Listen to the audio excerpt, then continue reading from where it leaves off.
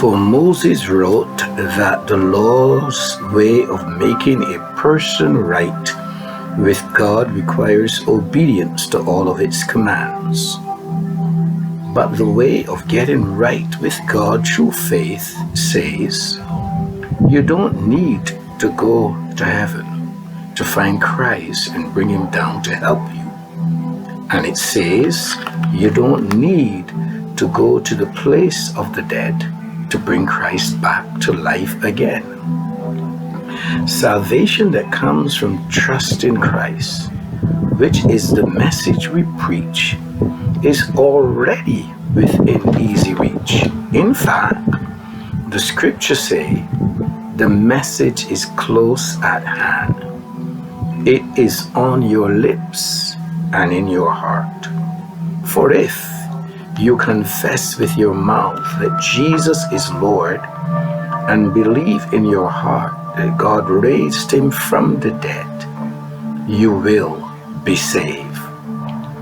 For it is by believing in your heart that you are made right with God, and it is by confessing with your mouth that you are saved.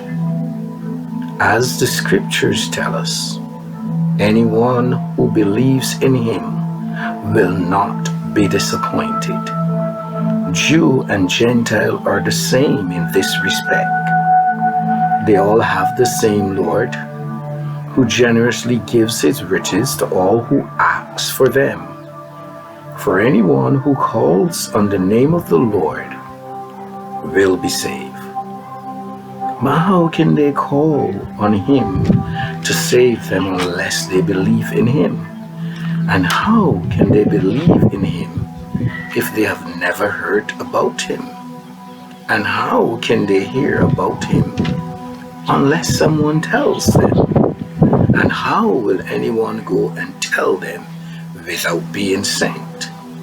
That is what the scriptures mean when they say, how beautiful are the feet of those who bring good news.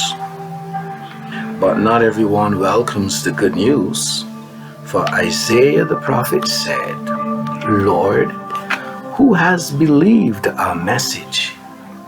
Yet faith comes from listening to this message of good news, the good news about Christ. But what about the Jews? Have they actually heard the message? Yes, they have. The message of God's creation has gone out to everyone, and its words to all the world. Here endeth the reading of the passage of Scripture.